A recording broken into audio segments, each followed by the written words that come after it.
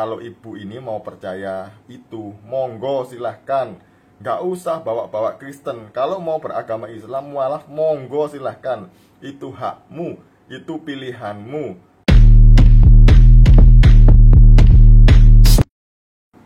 Shalom saudaraku, salam sejahtera di dalam kasih Kristus. Berjumpa lagi dengan saya, Didi Juli. Kita akan belajar berapologetika bersama-sama di channel ini.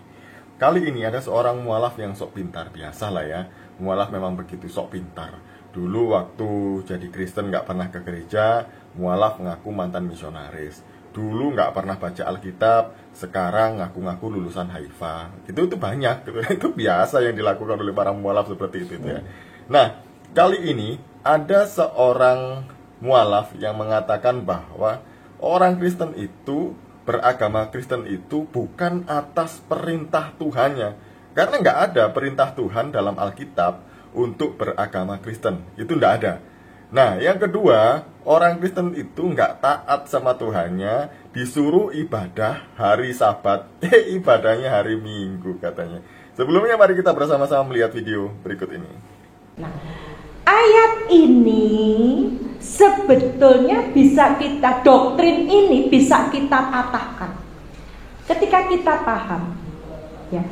Bukan setiap orang yang berseru kepadaku Tuhan, Tuhan akan masuk ke kerajaan surga, melainkan dia yang melakukan kehendak Bapakku di surga. Melainkan yang melakukan kehendak Bapakku di surga. Nah, Bapa di surga itu apa pernah menyuruh Kristen? Kalau ada satu ayat saja di dalam Alkitab bahwa Tuhan memerintahkan Kristen, mungkin saya tidak masuk Islam. Justru karena saya mencari di dalam Alkitab, justru karena saya mempelajari Alkitab dan saya tidak menemukan perintah beragama Kristen. Padahal untuk masuk surga melakukan kehendak Bapa, lah Bapa tidak menyuruh saya Kristen. Apa bisa saya masuk surga? Nah ini, maka ketika kita mungkin mau mengembalikan mereka yang murtad atau kita berdakwah, tanya apa kehendak Bapa? Apakah Bapa menyuruh Kristen? Ya. Dan ini merupakan sesuatu yang mendasar. Matius 15 ayat 9, percuma mereka beribadah kepadaku, sedangkan yang mereka ajarkan ialah perintah manusia. Ya. Yang diikuti itu ajaran manusia. Nah, kita bisa mematahkan ya, bahwa yang diikuti itu ajaran manusia. Contoh, 10 perintah Allah, kuduskanlah hari Sabat. Sabat itu Sabtu. Kenapa ke gereja? Minggu. Perubahan dari Sabtu menjadi Minggu adalah perintah Kaisar Konstantin. Berarti ajaran manusia. Ini penyakit mualaf yang sulit untuk disembuhkan. Sukanya itu ya ngarang-ngarang bebas, cari-cari hal-hal yang nggak ada, kemudian ditanya-tanyakan biar kelihatan pinter gitu.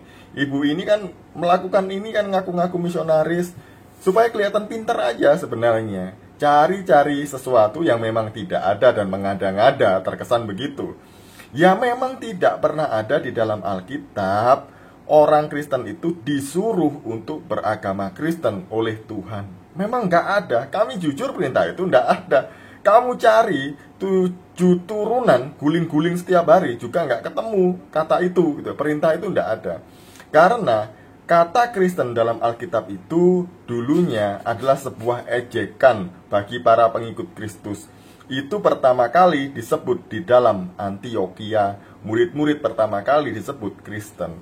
Kristen artinya the follower of Christ, atau Kristus-Kristus kecil, atau para pengikut Kristus. Jadi itu artinya Kristen memang bukan sebuah agama dulunya.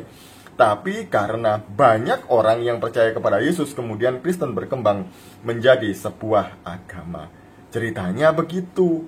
Jangan dipelintir-pelintir. Nggak ada ini perintahnya. Orang Kristen ini bikin nama nggak sesuai dengan Alkitab. Beda dengan di Quran, ada perintah untuk beragama Islam. Ya kalau ibu ini mau percaya itu, monggo silahkan. Nggak usah bawa-bawa Kristen. Kalau mau beragama Islam, mualaf, monggo silahkan. Itu hakmu, itu pilihanmu. Dan kami nggak apa-apa. Kami senang-senang aja kalau ibu ini memilih untuk masuk Islam atau mualaf. Ya jangan ngomong, ya yang selamat itu bukan beragama Kristen, tapi yang melakukan kehendak Bapa, kata dia. Apalagi ngomong apalagi, Bu, kalau sakit tuh minum obat, jangan ngelantur, nggak karuan begitu ya. Ya memang yang diselamatkan itu bukan orang yang menyebut nama Tuhan, tidak, tapi yang melakukan kehendak Bapa.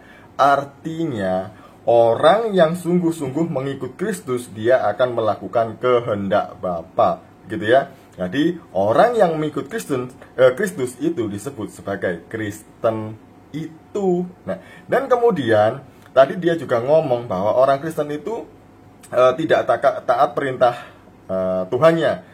Di hukum Taurat disuruh beribadah di hari Sabat. Orang Kristen ibadahnya di hari Minggu. Itu adalah perintah manusia. Perintahnya Konstantin. Ngelantur lagi, mulai nih obatnya nggak diminum ya gini nih, ngelantur terus dia. Apa hubungannya Kristen dengan Konstantin? Apa hubungannya orang Kristen beribadah di hari Minggu dengan perintah Konstantin? Nggak ada, gak nyambung, cek, jaka sembung, bawa golok, gak nyambung gitu loh. Nah, kalau kita membaca kitab Didache, ada satu perintah di sana yang kenapa orang Kristen sekarang itu ibadahnya di hari Minggu. Karena hari Minggu adalah hari Tuhan. Yesus bangkit dari antara orang mati itu di hari Minggu. Jadi berkumpullah memecahkan roti di hari Minggu.